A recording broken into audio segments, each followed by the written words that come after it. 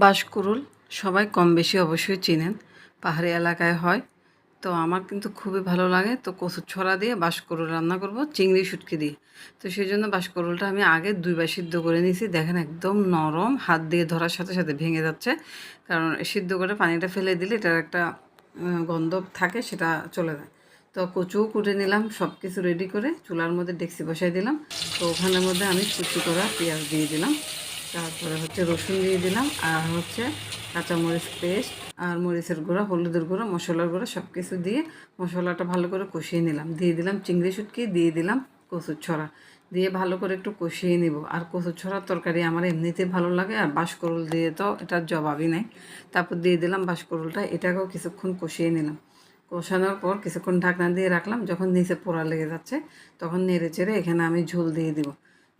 এই সবজিটা তেল ছাড়া খেতেও অনেক ভালো লাগে। আর এটা পাহাড়ি এলাকায় বৃষ্টির সিজনে হয়। তো এটার দামও অনেক, খেতেও অনেক মজা। তো আমার তরকারিটা হয়ে আসছে, আমি ধনেপাতা দিয়ে আমি তরকারিটা নামিয়ে ফেলবো। তো এই ছিল আমার গতকালকে দুপুরের আয়োজন। তো ভিডিওটা আমি আজকে আপলোড করতেছি, কেমন লাগলো জানাবেন। আল্লাহ হাফেজ।